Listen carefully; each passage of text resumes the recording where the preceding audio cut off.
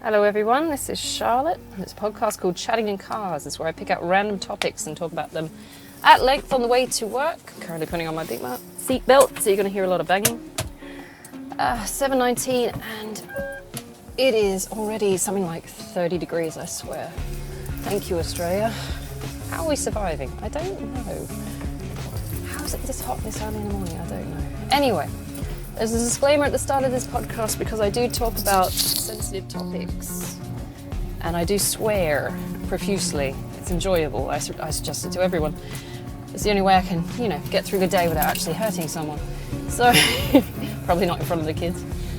I talk about sensitive topics which cross over a lot, so if I start on one, I'll probably mix it to another one, so I'm not going to apologise for that because the way I think is network thinking. It's all over the place, everything's connected to each other, but that's most people, I think. Linear people are very simple-minded. Anyway, so the topic for today is gratitude. Being grateful for things, which I find is not a common thing. Not a lot of us are taking shit for granted, and I think, once you've actually lost something, you don't understand what you've got until it's gone, really, isn't it? It's not just a song, is it? Yellow taxi, what is it? Big yellow taxi? Oh my god, the challenge to go out in public. Go on then. Sorry, I'm looking at idiots in high Luxes. Right. Okay, taking stuff for granted. So, I've done this quite a few times. We all do it as default because we just look at the day-to-day stuff and assume it's going to be there when we need it, right? It's the default. We don't want to complicate things by assuming that we might miss them sometime or lose them at some point, but inevitably, given everything is impermanent, essentially you will lose some shit at some point. You'll lose access to things, you'll lose people, places, opportunities, you'll bypass windows of production, It's like eventually you're going to lose some shit.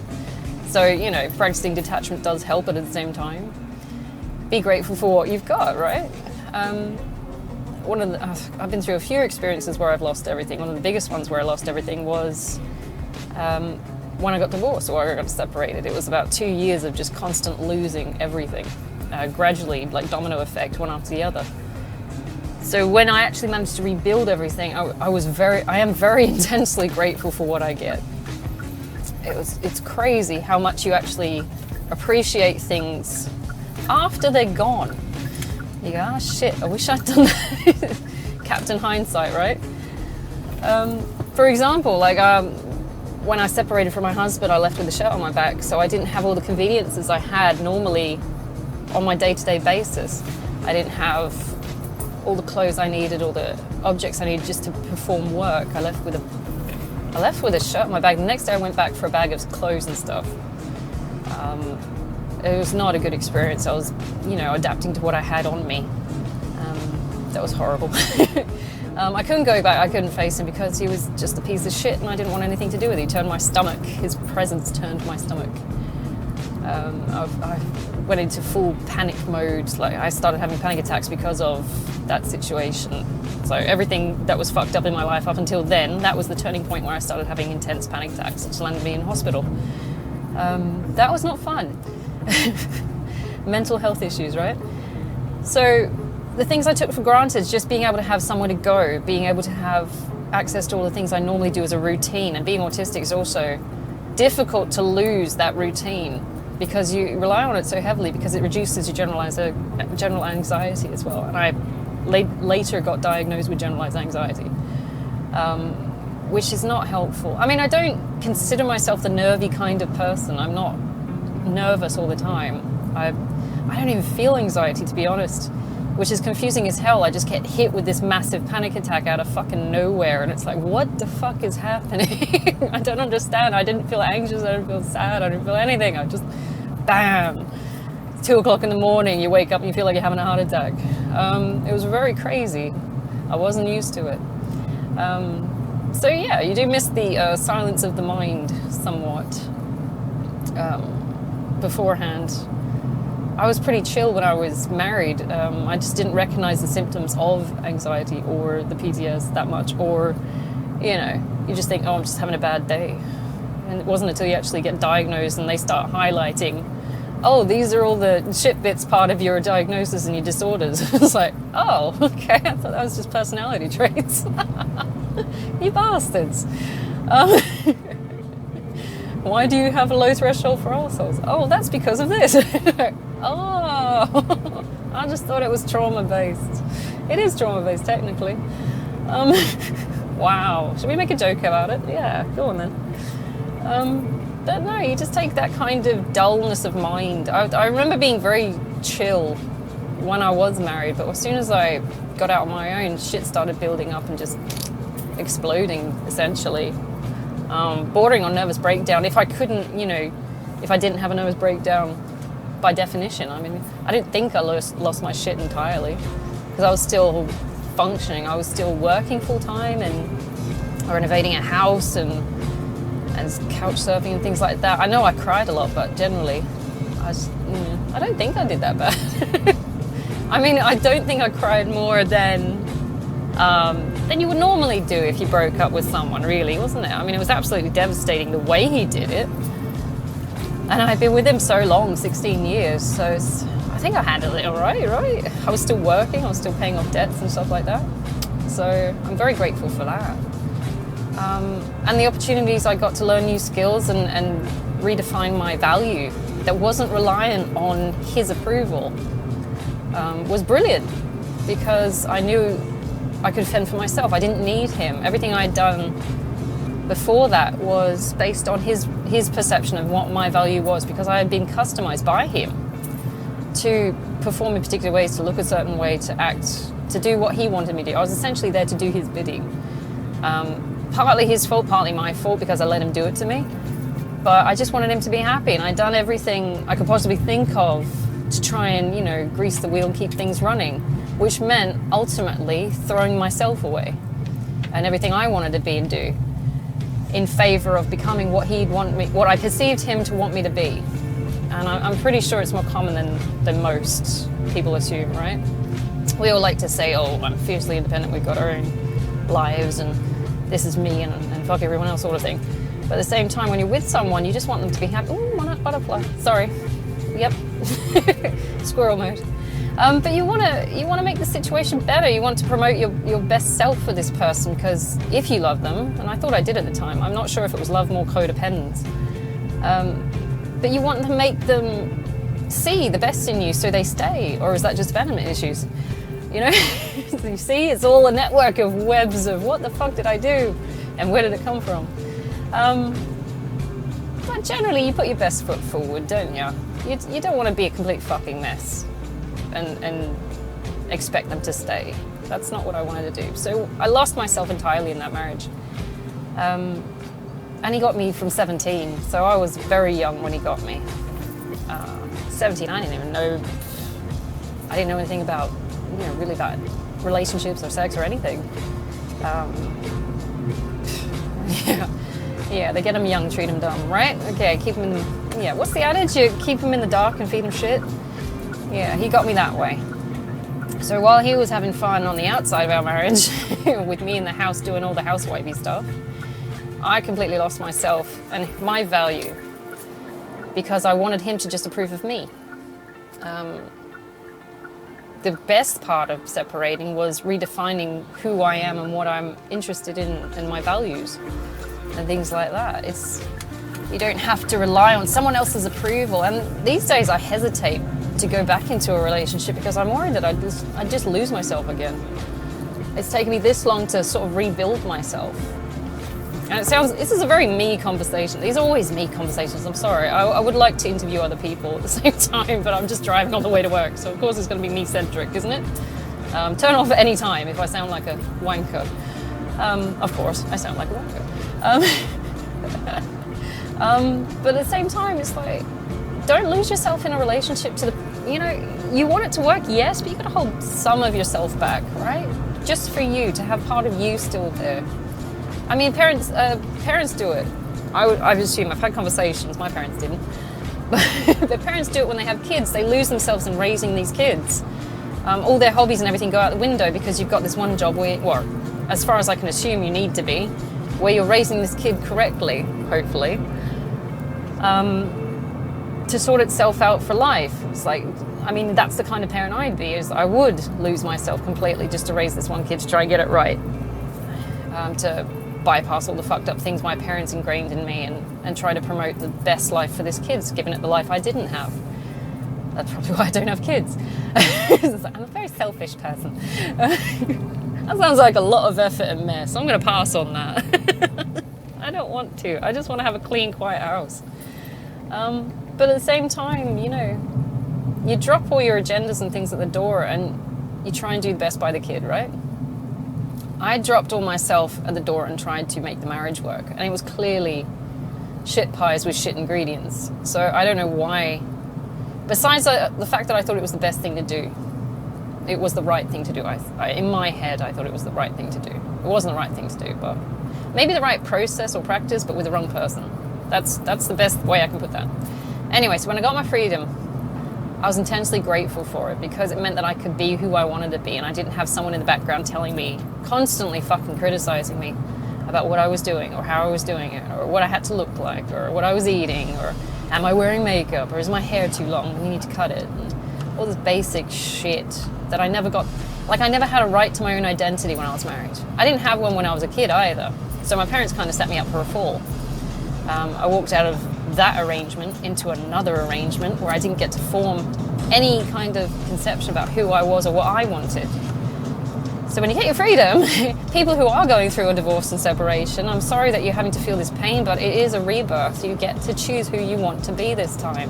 And you've got the experience and hindsight of the shit bits of life. So you're going to say, I'm not doing that. I don't want to be that. I don't like how that worked. I'm not doing it again. That's the perks of it. That's how you become grateful for good experiences, like good relationships. Or it's a lesson in identifying more shit relationships, which is what I did with my ex-boyfriend that came on after my marriage ended. I saw the same fucking behaviors that he was exhibiting, except on a worse scale than my ex-husband did. So I'm like, oh, fuck this. And I left that one too. I'm like, I'm not doing it again. So now I got my freedom again. I didn't have to sacrifice really who I was for that last one, because I'm so burnt by my ex-husband that I just didn't bother losing myself in a relationship. I still gave intensely. It's either a strength or a weakness. I gave everything. I'm always giving shit. It's terrible. I lost so much money just trying to make this asshole happy. And he was never grateful. That's one of the biggest things that made me angry. It was never enough. It was never good enough. Constantly. I probably already told you the experience about the fucking maple syrup. I made it in pancakes like every weekend, essentially. So it's one of these things I like doing. It's like, I like cooking for people, right? Because you want to be nice and you give them something nice. And as far as I knew, I could cook somewhat pancakes, right? I had gone out to this fucking organic shop in the middle of where we lived. It was this really expensive, fancy shop. And I bought organic Canadian maple syrup. Brought it home thinking, oh great, he's gonna love this, because he really likes the authentic stuff, right? He complained. He complained that it wasn't pure Canadian organic stuff. He didn't stop him eating it, but he complained. So I'd gone out of my way to help this, or make this person feel special by finding them something that they should have really liked. But again, he complained, it's not good enough, I'm not good enough. And looking back on it these days, whilst outside the relationship, I'm sitting there going, you didn't pay for it, you didn't bother putting the effort in, you're an asshole in general, fuck you. That should have been my mindset at the time. I should have taken the maple syrup out of his fucking hands and just walked off with it. It's like, nah, not for you, ungrateful, But I didn't want to do it at the time, because he's sitting there going, oh, well, I'll try something else, I'll try something better, I'll try something different. And that's how these assholes, assholes sort of feed on your people-pleasing or general kindness or niceness. They take it for granted, and not only that, they'll exploit it. They'll say it's not good enough, and that's called, that's building up to trauma bonding. It's constant criticism. Even though you're doing something nice for this person, it's never good enough. So when they actually do praise you, if they ever do praise you, it's breadcrumbing, and someone can't merge. It's breadcrumbing, and you'll latch onto it in an addictive kind of way. It's like, okay, how can I get that next crumb of praise from this person? I'm trying to impress them. It's like, why am I trying to impress this asshole? Because he was broke as fuck. He never did the right thing. He never paid for anything. He was cheap with everything, including his emotions and feelings and money and everything. And so I'm sitting there thinking in the end, why the fuck am I trying to look after you if you're going to be nasty, like all the fucking time? One of the things that pissed me off was him being ungrateful. And, you know, the way he spent his time as well. The way he spent his time is like he would breadcrumb me time, which was an asshole thing to do. It's like, I would say, can I come and visit you? And he'd be, oh, I don't know, yeah. How about, you can come over on the weekends. Like, well, I'm working full time anyway, so I didn't mind that because I'm working full time. And Saturday I usually use for cleaning, so we'd have Sundays. But eventually he sort of weaned me off that as well. It's like, oh, I've got other things to do. Oh, I've got this to do. So essentially I was spending 1 day a week and then half a day a week and then a couple of hours a week. And all it was him getting sex. It was him getting sex, me paying for drinks, and then, you know, I'd have to go back to work. And that was when we first started dating. I was going, what the fuck is this? I just feel like I'm being used. And I probably was. But I assumed he was intensely busy because he said he was signed up to uni and he was working as well. I found out later that he wasn't really working that hard because he only did 2 days of work at home. And even that consisted of something like 3 hours a day. It's like, what are you fucking doing? He was getting pissed with his mates and staring at tits in bars. So I'm like, you are an ungrateful asshole. It wasn't even that. I was sitting there making him meals and freezing them so he had food in the week and things like that. It's just ungrateful. I was doing his washing, thinking, oh, he hasn't got time to do it, or, you know, his house is a mess, or, you know, this ungrateful shit. And it doesn't hit you just how ungrateful assholes are until you step outside the box. And you think, I was your mum. I didn't have to do this. I was taking on the mum role, the girlfriend role, the wife role maybe, I don't know. Depends on how you define those roles. I was trying to keep this asshole going, even though he wasn't giving me any kind of respect or time or, you know, any give back. So eventually that shit snapped and I left. Tried to make it work, tried to give pastoral care. I assumed he was just a moron and he couldn't look after himself. In the end, I'm going, you don't want to look after yourself because that way you've got someone else to wipe your ass for you. And you don't have to do it yourself, and you don't have to pay for it yourself because someone else will buy your groceries, right? That's one of the first things I noticed when I walked into his house is he didn't have any food in the house. I'm going, what the fuck's going on? I assumed he was broke. I'm like, oh, okay, all right, so I'll look after you. I'll get you some food and stuff. I'll do some cooking and stuff, and you put it in the freezer and you got food, right? When you're studying or working or whatever.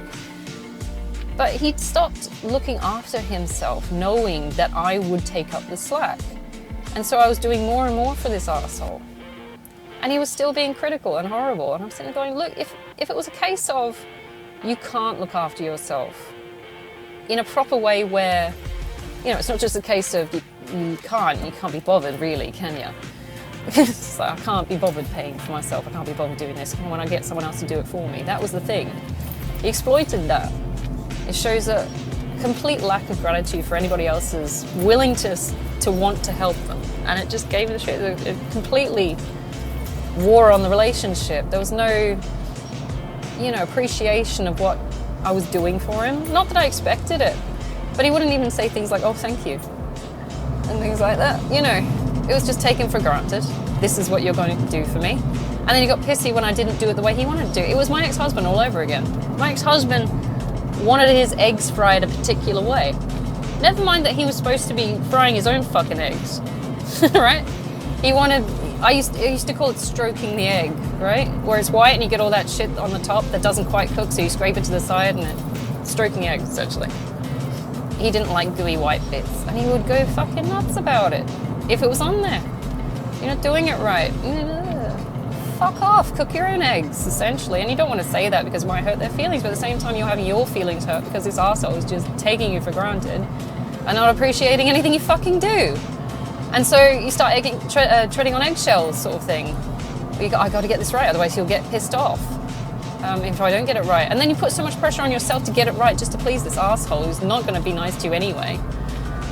And it fucks up the relationship. Anyway, I always drag on those fucking topics. I'm going to change something else, okay? Homelessness. What do you appreciate when you're in real survival mode?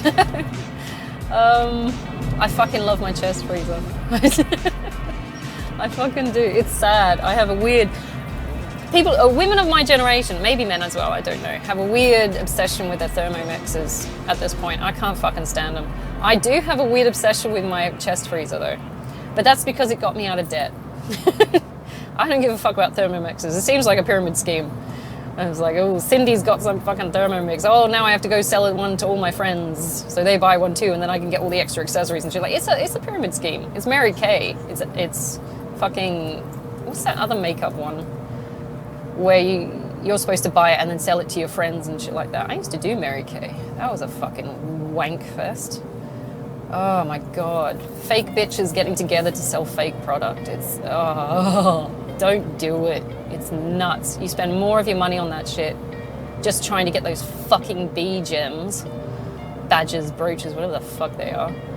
And it's just plastic shit. It's a pyramid scheme. The only person that benefits is the asshole at the top of the fucking pyramid, making all the money off of your fucking efforts. Oh, God, they get a commission from you selling stuff. It's a nightmare. Don't do it. I wouldn't do it. And it's petty as well, because you're like selling to your friends, and your friends don't want that shit. They're just buying it because they're trying to be nice to you, because they want your approval. It's fuck, nightmare. Anyway, I'm not going there. I'm glad I'm out of that. I refuse to sell that shit. I tried it. I didn't like it. Ugh. What to be grateful for? Full-time work. There was a period in my life when I was just, I can't be fucked doing this. Teaching can be a soul-crushing job. This is when I was married and my marriage was shit. I didn't appreciate the work I was getting, so I was cutting down my days. I was doing something like 3, because I'm relief, I was doing like 3 days a week or something like that. And it was just because I was stressed, I was tired, and I was trying to take on everything. And I cut down my time. I felt like I was burning out. It was partly because my ex-husband was a prick, and he was just a prick to me all the time, and it was just mental health issues, but also because the job is stressful, and I started cutting down my days, and then he started criticizing me because why wasn't I working full-time? Wouldn't that be convenient for him if I was working full-time, because then he could bring the girls home, right? When's your wife home? Oh, I don't know, you got to be gone by 3. You know, it was a nightmare. It was taking a toll on my health because I was trying to please him and please myself and keep money coming in, because he wasn't working much. He was doing some kind of shitty ass boot camps for housewives, where, you know, even they didn't want to be there, but he didn't want to be there either because it was, you know, it's housewives and it's not proper personal training. The big whinge fest that came with this asshole. He was never happy. He was never happy with anything. He probably still isn't. I don't know where he is now. But, you know, I was taking it for granted, and it wasn't until I went into debt where I started to really appreciate the days I was able to get. Because at the start of the year, it used to be there was no real relief work because everybody was sort of settling into their classrooms and getting into their routines and stuff like that. So you get dribs and drabs of work. And this was the time when I was in debt as well. So I was grateful for every fucking day I could get. There was no full-time jobs for teachers because we had this weird overload of teachers in the workforce at that time. Because a few years ago, the government had said, we need more teachers, and then everybody trained up, and there was no fucking jobs to meet the demand, to meet the supply. So a lot of us went into relief teaching that way. I did. I also stayed on doing extra schoolwork at uni because I took an interest and I thought it'd be good for my job. That didn't work. I got the degrees and still the work wasn't there. So now I'm overqualified for the job I do. Thank you, government. With student loans. Yay! Brilliant. Which I still have to pay out of what pay I do get. So I was really grateful for the work that did turn up when I needed it. And I developed that taste for finding work now. I'm never ungrateful. The job is stressful, I acknowledge that now, but at the same time it could be a hell of a lot worse. And I remember what it's like to be in debt. So every day I get these days, I think is a blessing. I'm very grateful for that. I know what it is to be in debt and starving and not be able to pay for anything, and the stress of not being able to pay your bills and shit like that. Hoping you're not gonna... I mean, I didn't even have a house at the time. I was barely making my mortgage payments, but I wasn't living there because he was living there with fuck knows who. So, yeah. I couldn't go back. At any moment, I was expecting to see some slut turn up at the door. And I'm like, look, I have the house, but I want it back at this time because I need to renovate it to sell it. Eventually I got it back, and I was very grateful to have my house back. Even though we trashed it, I still renovated it again myself by hand, which I'm very proud of. Did it all myself, did the flooring and everything. But it put me into debt further, which was annoying, but he didn't want to pay for it, so I sold all his shit and put it on my credit card. Yeah, cash converters, yeah. You don't get much, but you know what? It's his shit, so it doesn't matter. Is it vindictive? I don't know. He wasn't willing to pay for the shit he broke. I took it. You gotta get ballsy sometimes. And I was very grateful for when I actually paid off that credit card debt. It was years. It took about 2 years to pay off that fucking credit card debt. Just throwing everything I had at it. Denying myself shit a lot. Just doing nothing but working, sleeping, working, sleeping. I didn't go out. I didn't do much. I think the most expensive thing I used to buy as a treat to myself was a $5 pizza every Saturday. And even then I'd get like a can of Coke and that was my treat. I was super psyched for it though, because the drabness of the week, this $5 pizza was fucking heaven, man. It's from the shop. It's not something I had pre-made in mass and frozen. It wasn't gooey and watery because it's been in the chest freezer. And I microwaved it. It's properly from the shop. Ooh. You're looking at me like I'm crazy. It's like, you have no idea what I've been through. And food is my thing. So, but no, you really do come to appreciate just basic things people take for granted. Like I had a car, a 2009 Barina. It was so fucked up. It had like, the central locking had been broken into that many times that, you know, it was non-existent. You couldn't get in. Every time you press the button, it would flick lock, and it would be flicking for like 10 minutes. The physical locks on the outside door had been screwdrivered, so someone had tried to hammer and screwdriver and twist and just pull the lock out. So that had to be replaced. That cost me a mint. Insurance doesn't want to cover that. I ended up getting in through the boot. It was a 2-door. Yeah, I had to get in through the boot because I couldn't get in through the 2 driver doors. The windows weren't working, which is not fun in 40-degree summer. Yeah, I had to get through the boot. That was bullshit. So you're sitting there climbing out of your car at work through the boot with kids looking at you like, what the fuck is the teacher doing? I'm sitting there going, parkour. But the kids knew I was a crazy teacher, so it didn't really faze them. They just thought that was a bit weird. But it was a pain in the ass. And then a couple of times the car just wouldn't lock. So now you're like, okay, so I've got to take all my valuables out of the car just to make sure someone doesn't fucking steal my shit.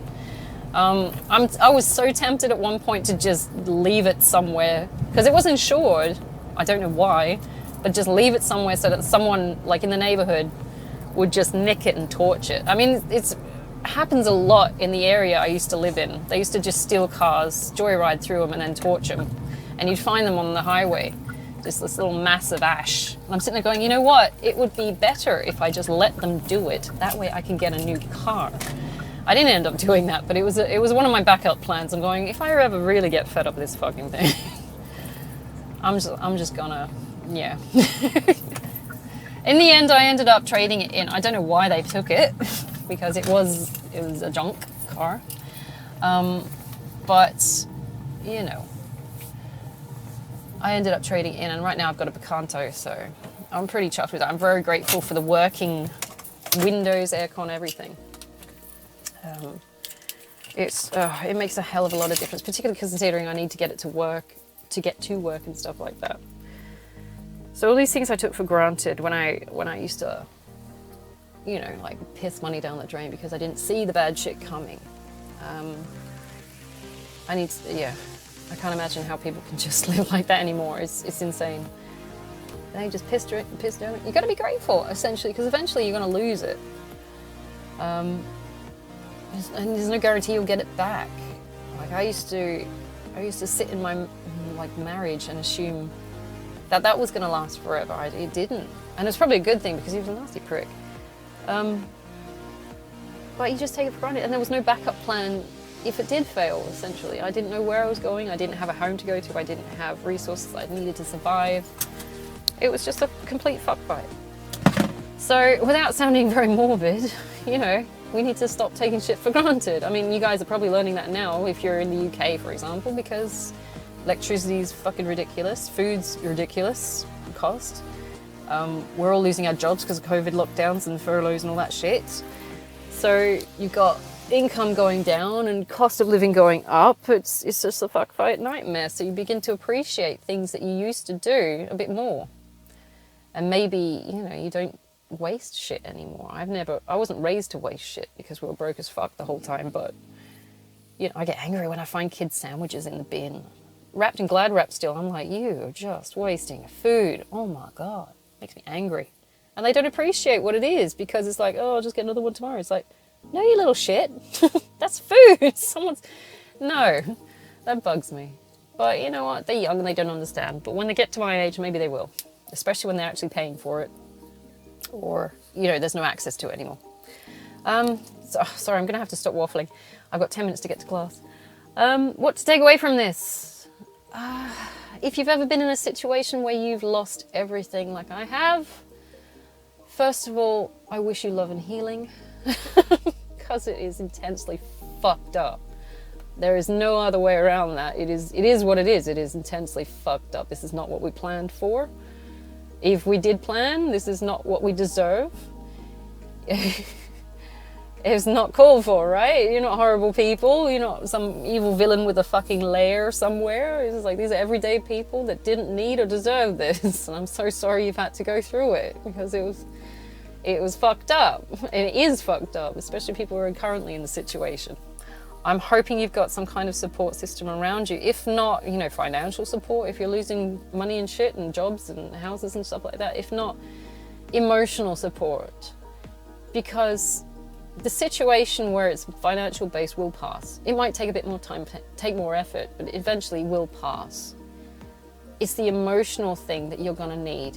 Because this is going to leave a mark. If you've got no one, like I had no one to hang around with, I had no one to back me up and support me, it leaves a fucking mark. I now have trust issues because all these people that promised to help me and look after me, or, you know, like my first point of contact, my parents, who are supposed to love me and look after me, they didn't support me when I went through all this shit. And now it leaves a mark. I can't trust them. I don't want to help them. I don't want to look after them myself because I'm like, where were you when I needed you, sort of thing. It definitely helps you filter out people who are worth keeping around. And I'm not just talking about sycophants and things like that. I'm talking about people who will stick with you knowing that these are shit circumstances. Not just those fly-by-the-weekend people who only want to hang around with you if you've got money to buy beer, or you know, if you've got a pool or something, or if you live in a big house and it looks good on their social resume, you know. You want the real ones. That's the people who are the real assets. I'm not saying prey on them for their resources. Don't hang around these people just because, oh, they got money and they can help you out. I'm saying that you need the emotional, psychological support just to, like a shoulder to lean on. Or if they can, you know, we should be helping each other anyway. If you've got some kind of skill, you should be contributing to helping someone else with that as well. It's not just about, oh, you can bail me out financially with this. We should be looking for alliances, essentially. When times of crisis, we look for alliances, right? That's what we should be fucking doing. Everybody gets a bit hoardy, but I've noticed that with the lockdown. Where's all the fucking toilet paper and eggs? Oh, for fuck's sake. Right, okay. That was a great outcome, I thought, about the lockdowns, because everybody got a little bit more community-based. I liked that. Pity it went away, but you know, I liked that it was... I'm hoping with the UK, people are becoming more friendly towards each other, looking after each other a bit more affectually valuable, rather than, you know, just greedy, hoardy bastards. Hoard, not horny. Although in lockdown, I bet everyone's a bit, you know. Anyway, so, what to be grateful for? Acknowledge what you've got now, because you will lose it. That's the game of life. It's like everything is impermanent. You don't get to keep everything. You don't get to keep working knees. You don't get to keep, you know, the food that you had once because, you know, someone's going to come over and use it anyway. You don't get to keep your job. Everybody changes jobs. Nothing is permanent. You're going to have to roll with those punches as well. As an autistic person, it's one of the hardest things I have to cope with is constantly being on my fucking toes. As soon as you get used to one thing, it fucking changes. And you're like, God damn it. I don't need this shit. It's more stress. I'm still living with my DVD player because I refuse to go to streaming services properly. I'm like, I need the backup of familiarity. But yeah, it's things are going to change. You're going to get a choice. You've been changing since birth. You've been, you know, people say, I'm not going to change. I'm not going to change. It's like, yeah, right. You've been changing since conception, dude. Come on. People are full of shit if they think change isn't coming.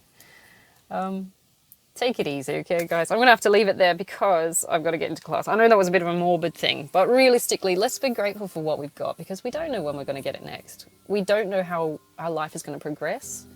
Let's find the good in the day. Let's appreciate the small things as well because I'll tell you what, Maserati isn't going to be as good as a $5 pizza when you're broke as fuck. It's like, you know, I'd rather have the pizza than a Maserati.